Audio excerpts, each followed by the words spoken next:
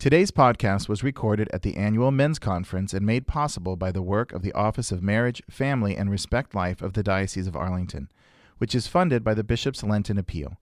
We thank all who support this critical appeal and the ministries it funds.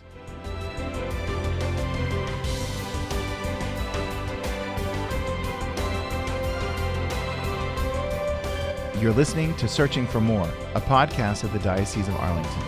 On this episode, Billy Atwell was a healthy 16-year-old football player diagnosed with cancer and a softball-sized tumor behind his kidney and told he would never have children. Today, he has 3 biological children and a powerful story of suffering and doubt, faith, and healing.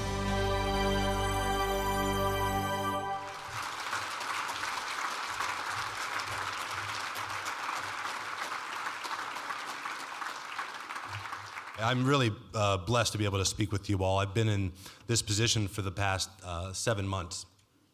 And I've actually lived in this diocese twice before that, though, and I always feel like that makes me sound flaky. But I was born in Brooklyn, New York, and then after 5 years, my family moved to Quantico.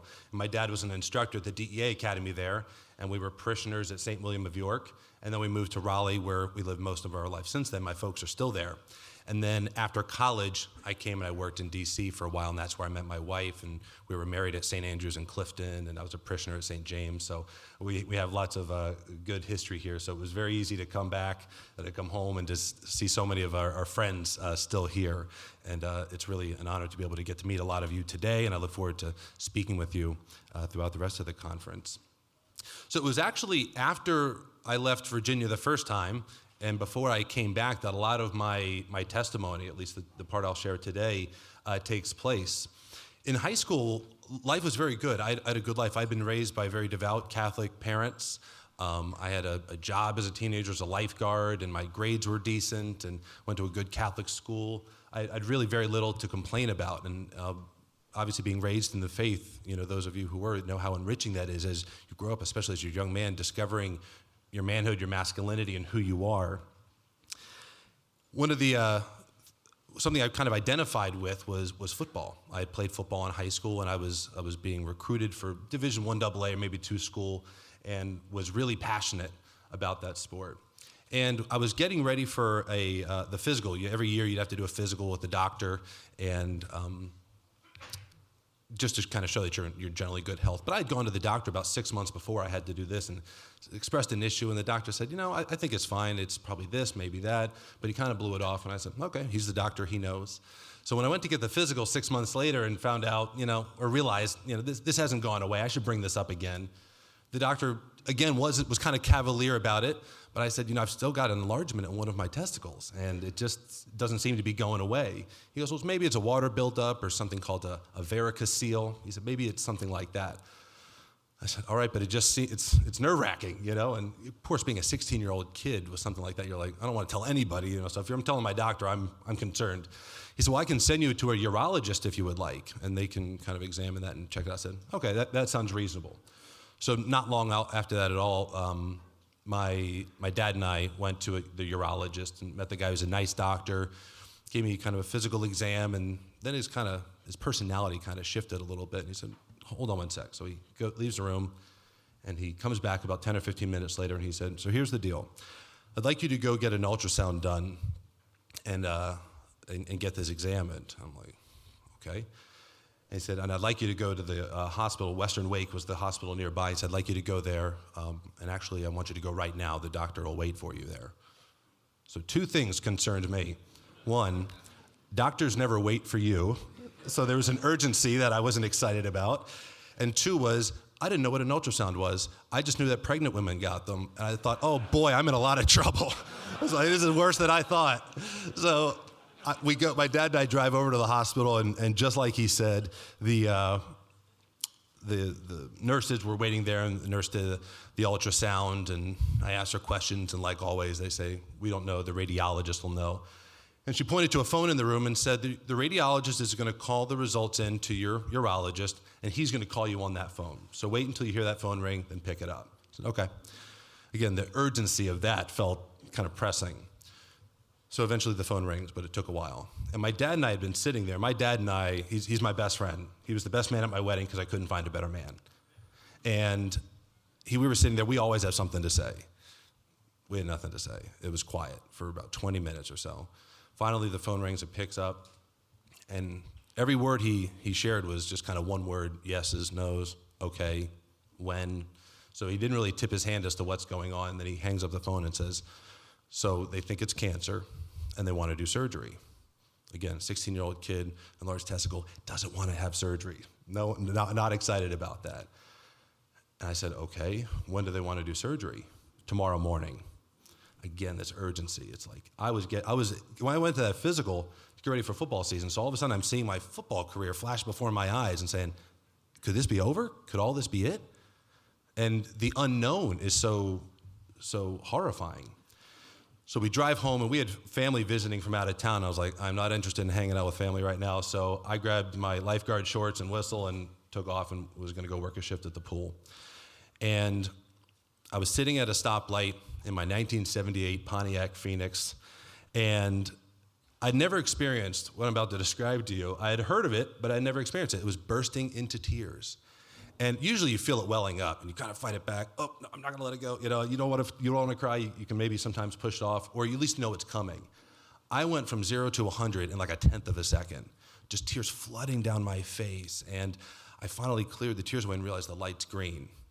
And I said, well, I can't go work a shift at the pool. I don't think parents would be too confident in their lifeguard if he's sobbing like a baby from a lifeguard stand. So I said, okay, time to go home. So I took a U-turn and went home. The next morning when we went to the hospital for surgery, I was walking in, and I remember this feeling. I walked through the doors. You know how there's the wind that kind of sweeps down, it keeps the bugs out. And I remember I was in a T-shirt and gym shorts. I remember feeling it kind of whoosh by my legs and just kind of looking down. And I had been working out like a madman. I had been lifting weights all summer. I had been running constantly. I was in the best shape I had ever been, and probably even to this day. And thinking of that irony or the juxtaposition of being so physically fit and yet so unhealthy. Usually we think of them going together, but I was not. I was clearly not healthy, at least to a certain degree, and we didn't know what was coming next. Hopefully this was it, but we didn't know. So I remember thinking that. So I have this surgery, and as I'm pulling out of the anesthetic fog, as I call it, and I got all too familiar with that feeling over time, I looked at the doctor, and he was sitting right there, and I said, so doc, how'd it go? And he said, well, the surgery was successful. And then the next thing he said haunted me for years because it was so true. And usually doctors don't editorialize. They just give you kind of facts of the matter. He said, but we found cancer trailing up into your abdomen, and it's going to be a long fight. Wow. So he didn't pull any punches. He told me as it was. So that was obviously very scary, young man, and thinking, wow, so this is really all going to be it. Like everything that I know, everything that I attach myself to, athleticism, sports, this might all be gone. And we move on, and we had heard that being in North Carolina, especially in the Triangle, we were very lucky. UNC hospital systems and the Duke hospital system are two of the best in the world, and they're 25 minutes apart from each other, so we were very lucky. And being 16, I was recommended to go to UNC because they had a great kind of juvenile ontological unit and this great board that would review everything. So we went and met with them. They came up with this plan, and they said, so for what you have, and I had cancer basically throughout my abdomen with a softball-sized tumor behind my kidneys. They said, I had been experiencing back pain that summer, and I thought it was just because I was lifting a lot of weight and squatting and deadlifts and all that kind of stuff. I thought it was just, from overworking it. So they came up with this plan. They said 9 months of chemo, maybe more, and then at least 1 or 2 surgeries. That's what their thinking was. And my heart was broken. I was like, everything I'd worked for, everything I'd ever wanted is going to go away. There's no way I can get ready for another season if I'm doing a year's worth of treatment. So we said, let's go to Duke and just get a second opinion.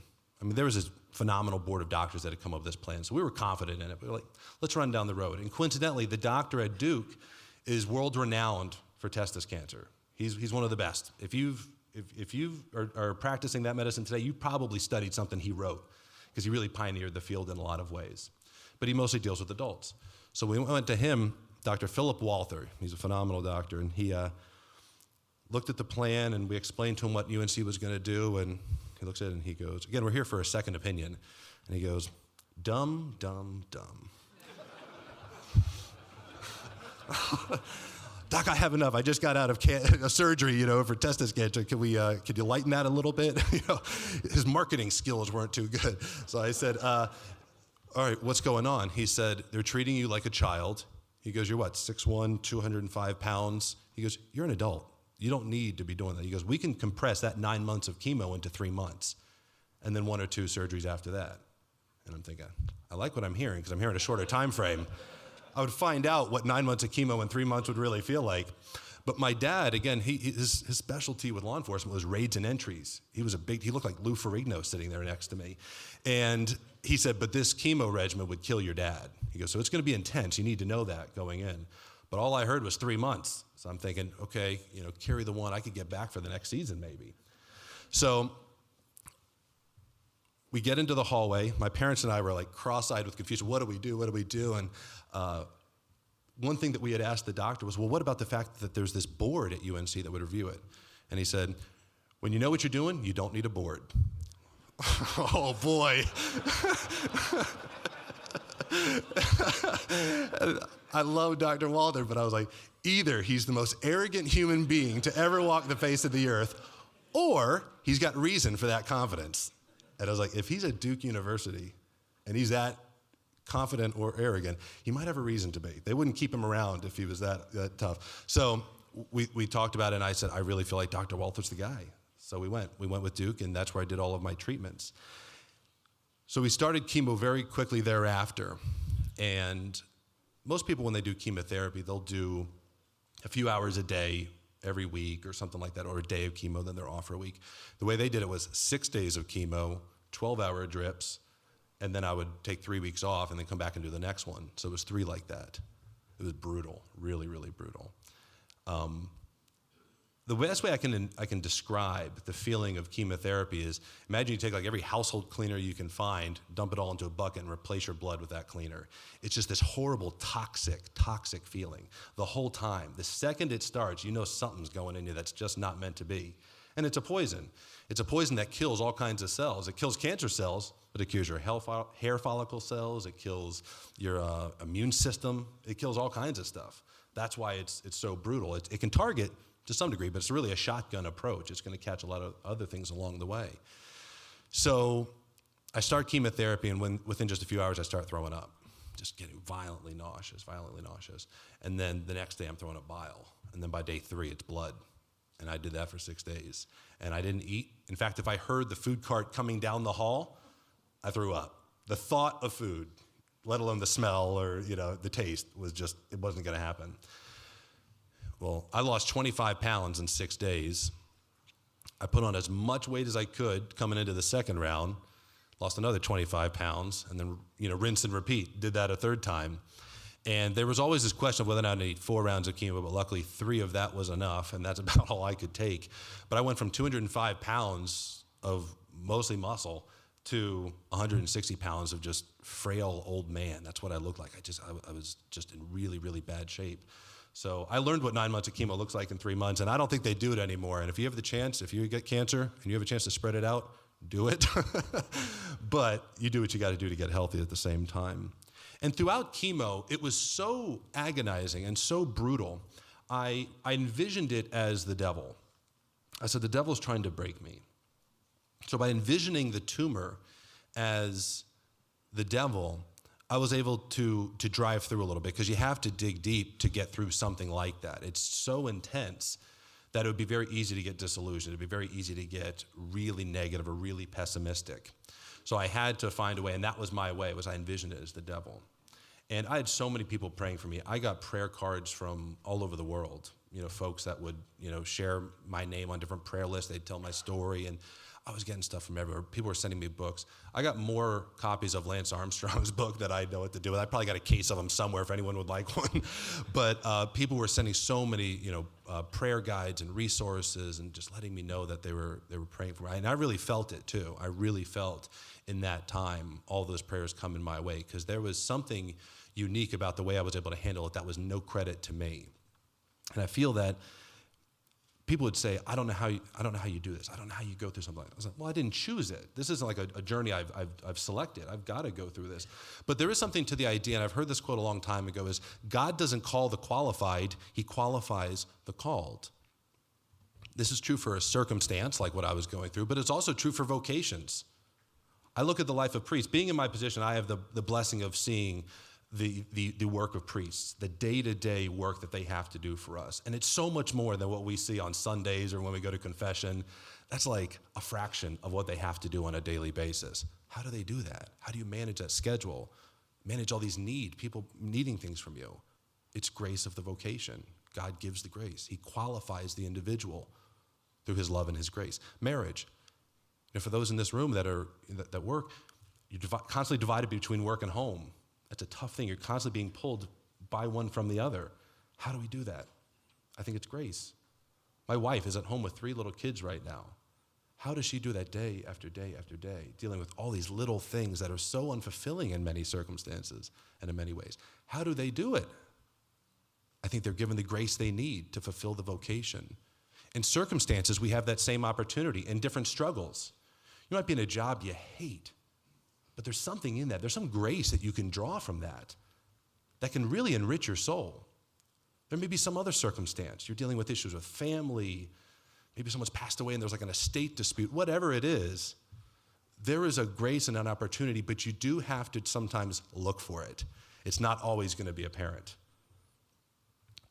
So I went through this experience, and one of the hardest realities of the consequence of this chemo was I was told you wouldn't be able to have kids. And it was a definite. There wasn't a doctor, not a resident, that would ever have disputed that fact. And that wore on me for so long. And when I met my wife, I told her, this is not going to be a reality of ours, unfortunately. And she was okay with that. We would adopt. I'd like to introduce you at some point to Liam, Angelina, and Anna Kate, our 4-year-old, 3-year-old, and 1-year-old, that God has blessed us with, despite everything that we've seen here. All of the chemo, all of the testimony, that through that God was able to provide these enormous blessings to us. So when you're going through a struggle and you're told some facts, some definitive, sometimes there's a lining in there where God can really work and do something amazing.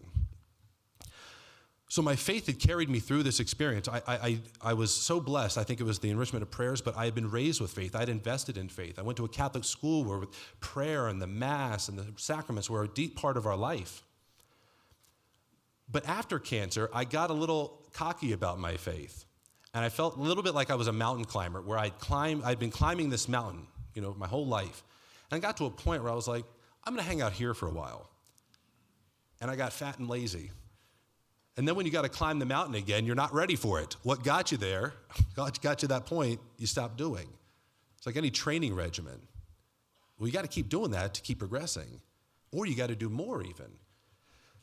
And I kind of stopped. I saw faith as like a fact of the matter rather than as like this organism that's always growing or shrinking. You're never really stagnant in faith. You might feel stagnant in faith, but if you're investing and you're pushing through that and continuing your prayer life, your exposure to the sacraments, maybe having a spiritual director, then you're actually growing. You just don't see it. You just don't know that it's growing. But if you're not investing in it, I guarantee you which direction it's going, and it's shrinking, and it's moving backwards.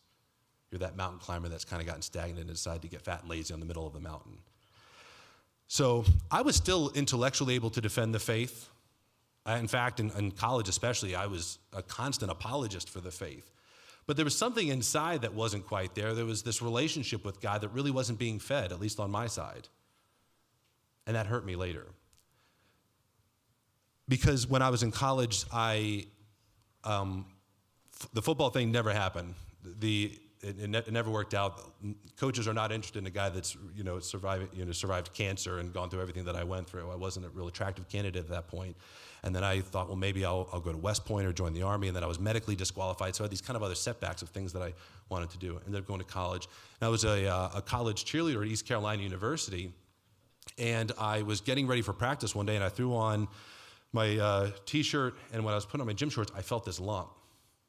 And I just kind of slowly closed my eyes and looked down. And right on my hip, right above my waistline, was like an egg-sized lump that I hadn't seen before. And I felt it for a second, and I said, I know what this is.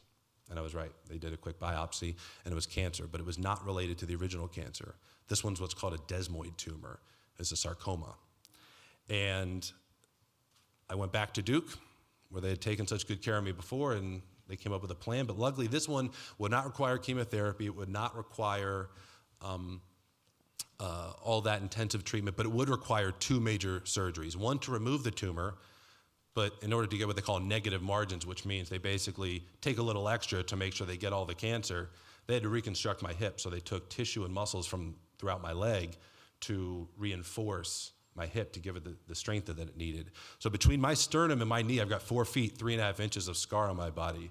And the hip surgery was very intensive. It was very painful. I had 10 days in the hospital, and then I had to basically train my leg to walk without the muscles and the tendons and ligaments that they used in the hip. It's stunning what you can still do, though. I'd done martial arts throughout my life, and I competed in judo after that, which requires a lot of like hip motion and leg strength and those kinds of things. It's a medical miracle, quite frankly, what they're able to do, and this was a little while back. Faith-wise, though, something was very different.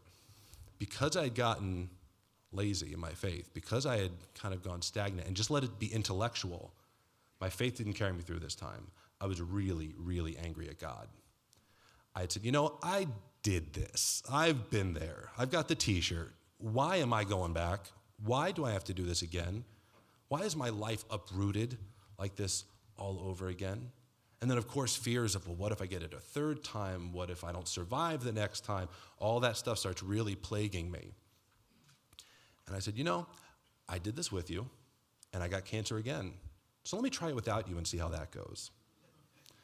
And I lived about a year kind of like intensely rejecting God from my life and just living however I wanted to, and fell to a lot of the things you would expect a young man to fall to in that time. And it was a long year. And I remember one point my mom asked me if I was still praying, because she could, I think, tell that something wasn't right. And I looked at her with like disgust, like, how stupid do you think I am? After everything I went through, I gave talks and testimonies kind of like this about my faith, about how it had carried me through this horrible experience. And he gave it to me again? He would do that to me? Well, if he does this to his friends, I'd hate to think of what happens to his enemies. I was so hurt. I was so hurt by that. So no, I wasn't praying. No, I wasn't. I was going to Mass, though, because I didn't want my sister to know what was going on. She went to the same college, so I was like, all right, I'll keep up appearances and make sure she's still getting to church. But inside, there was really nothing going on there.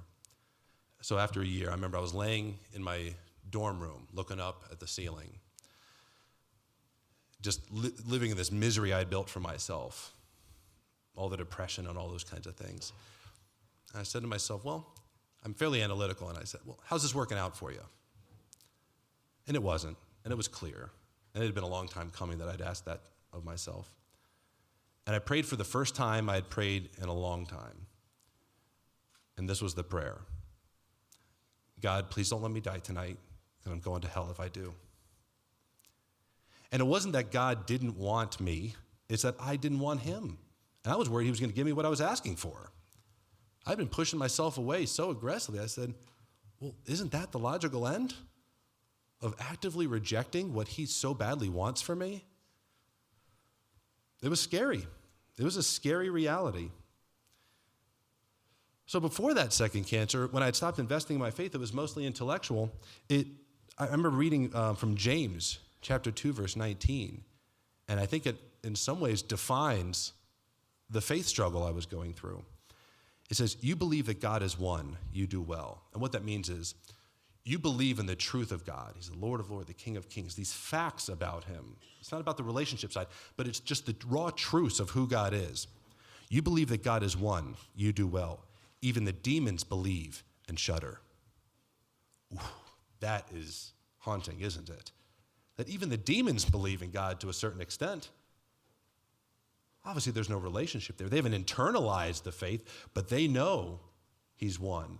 They know the victory of Calvary. They know the truth of the Eucharist. They know the power of confession and forgiveness and mercy. They know that. maybe better than we do. So if even the demons believe, then what does it take for us to really believe? What do we really mean when we say belief? We're not talking about what the demons believe. We're not talking about that kind of belief. We're talking about something else. So what is that? I think it's defined in Matthew. Jesus is asked why he speaks to the crowd in parables. And it's interesting what he says here. Jesus says, they look, but they do not see, and hear, but do not listen or understand. He then reaches back into Isaiah's prophecy, which he says is going to be fulfilled. You shall indeed hear, but not understand. You shall indeed look, but never see. Gross is the heart of this people. They will hardly hear with their ears. They have closed their eyes, lest they see with their eyes and hear with the ears and understand with the heart and be converted, and I heal them. My problem was that I had not understood with the heart. Intellectually, I was defending the faith. I understood it to a certain degree. And I let that become my faith life. I let the facts of the matter become my faith life. But look at the formula here. Understand with the heart and be converted, and I heal them. My spiritual suffering was considerably worse than my physical suffering. Considerably worse. But if I understand with the heart and experience that conversion of faith, then there's healing. That internalizing, going beyond the facts of the matter, beyond the intellectual, is what, and really entering into a relationship with God, that's what feeds the soul. That's where the conversion happens. That's where the healing happens. That's where God's mercy really penetrates through our weakness. It penetrates through right there. And after my second battle with cancer, and actually before that too, I had the opportunity to counsel a lot of cancer patients. Duke has a program where I was able to go back and talk to men who were experiencing a similar cancer to what I had experienced. And it was fascinating, and it was a really good learning experience for me because I realized there is no silver bullet. When they asked the tough questions, why in the world is this happening to me? I met men that knew they were going to die. I met a child one time who had leukemia and a heart disease, and they didn't know which one was going to kill that child first. What's strange is the kids don't ask a lot of those questions. It's the adults that do. The kids have this strange, like sixth sense almost about them, where they see the big picture better than we do. I don't have an answer for you as to why that is, but it's just an observation. But a lot of the men I would talk to would struggle with why. Why is this happening to me? Some had it multiple times. Why? Why twice? Why do I have to go through treatment this intense? Why I have to be so sick? Why do I have to lose my job because of this? It puts enormous strain on everything, the whys. And there wasn't a perfect answer, but I do know this. The reason I was effective with them is because when they looked in my eyes, they knew if I understood with the heart. They knew if I really believed it or if I had just come up with a good line for them. And isn't this the real power of evangelization when we talk about sharing our faith? It's not about having the perfect answer. That's part of it. We're intellectual beings, but we're also spiritual beings. We're also emotional beings. And if your answer doesn't reflect that too, it's not going to do you much good. That witness is going to be what's effective with your children. It's going to be effective with your spouse, your friends, family. Anybody that you want to believe in the faith, you have to go beyond the understanding with just the mind, just the intellectual, what the demons believe, to something much deeper, where you understand with the heart and you're converted and healed. The healing those cancer patients saw in me came from walking that line. And when I didn't, it fell apart. And I was useless to them for that time. I had nothing really to offer, and I could tell something was not clicking. When I would meet with them and talk to them, I could tell, man, they're not buying it. It's because I didn't really have it. The most attractive quality in any person is confidence. This is true in dating. This is true in friendships. This is true in leadership in in an organization or a business.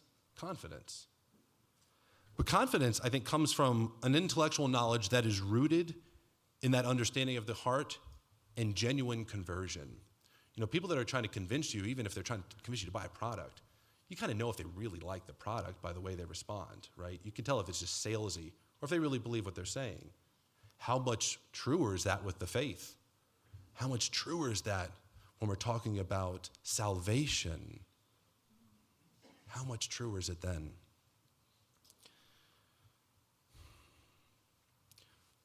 So the answers to the questions aren't sufficient. It takes something a little bit more. And sometimes I would feel, especially as I reverted back, so after that experience in my dorm room where I said that prayer for the first time, that was the beginning of a long process back to faith. It was not instant. Some people talk about like a conversion experience, and it's one day they're wretched, the next day, bang, they're on. They're a devout Catholic, and it just was never better since then, and they move on. For me, I'm not that smart. It takes me a little longer to catch on. So it was a long process for me. And it felt overwhelming at times. It felt like it was all on me. I had to do all of these things. And one of the greatest struggles was allowing room for grace, allowing room for God to work, for him to really love me. When I was trying to, again, just go back to the intellectual, I got to know more. Instead of just sitting in prayer and quiet, I have to know, well, how do I need to pray? Researching all these things. Don't overcomplicate it, especially early on, especially if you're struggling in faith. Just be quiet. Let God do some of that work. I read the book The Hobbit from J.R.R. Tolkien, and it's a wonderful book. I love the book. It is a long book, but it's worth reading. But there's a point at the end of the book where Bilbo Baggins, who's the main character of the book, is a new person. And his friends don't even really recognize him. It's like Father Mike was saying earlier about being different, being unique. You're going to stand out. You're going to look different. He did. He went through this profound experience of this whole book where he had survived near-death experiences with almost killed by trolls and spiders and goblins, and he had fought bitter cold. He was almost drowned. Just countless experiences of near death. That suffering, though, is what really transformed him. That's what really converted him into something else. And by the end, he was so transformed, he looked at adversity differently. And his friends and companions saw him as a different person. They treated him differently. They understood he was not the same person. And in the last page of the book, Gandalf, who is a good friend of Bilbo's, is discussing the prophecies that predicted the success of their journey, kind of like Isaiah predicted what Jesus was saying, as I mentioned earlier, about conversion of the heart, seeing with the eyes and hearing with the ears. Again, Bilbo asks, then the prophecies of the old songs have turned out to be true? Gandalf replies, of course, and why should they not prove true? Surely you don't disbelieve the prophecies because you had a hand in bringing them about yourself. You don't really suppose, do you, that all your adventures and escapes were managed by mere luck, just for your sole benefit? You're a very fine person, Mr. Baggins, and I'm very fond of you, but you are only quite a little fellow in this wide world, after all. And Bilbo responds, thank goodness. I encourage you to find your thank goodness moment where in your journey of faith, as you're working to understand with the heart, did you find that thank goodness moment where you realize it's just not all on you? Yes, know the faith better. I'm not telling you don't have an intellectual standing of the faith, but don't let that supersede or create kind of a veneer over a gap in the relationship you have with God. Because those are the roots. That's the real foundation of the structure that you build your faith on. And if you don't, and the storms, whether they be suffering or anything else, just doubt maybe, it'll break that structure apart in no time. And it's in that suffering that you really know where your faith is. And that's an opportunity in suffering. I do not regret for a moment the things that I've gone through, as bad as they were, as brutal as they were, and the things that they took away from me. I was never going to gain from these other things what I gained in learning more about my faith and trying to find a way to understand with the heart. How much more will that benefit me in the long run than the things I lost in suffering? The devil wants to use that suffering to bring you down. But what's amazing is how God can use that suffering and turn it on its head and use it for your salvation. It's an amazing thing. St. Jose Maria Escrivá, who was mentioned earlier, reacted to suffering by calling it the Christian Revolution. St. Escrivá said, The great Christian revolution has been to convert pain into fruitful suffering and to turn a bad thing into something good. We have deprived the devil of this weapon, and with it, we conquer eternity. It's one of the most beautiful quotes I've ever read, especially as it relates to suffering. To convert pain, which we see as a pure negative. The beauty of God is he turns it into fruitful suffering. He can create something out of that mess. And it's a weapon. We've deprived the devil of this weapon, and with it we can conquer eternity. Everyone suffers. Everyone goes through something. It's not typically cancer. Sometimes it is. Maybe it's your marriage. Maybe your kids are acting in ways that you just wish they wouldn't, and it's painful. It's painful to see. Maybe you're experiencing an addiction of some sort, some compulsive behavior that you just wish you wouldn't do anymore. But it's just so hard. God wants to deprive the devil of that weapon, and with it, he wants to conquer eternity. Not just do some good, conquer eternity with it. Gentlemen, that is the opportunity we have in suffering. Whatever your suffering is, rip that sword out of the devil's hand, and with it we'll conquer eternity. Thank you so much. God bless you.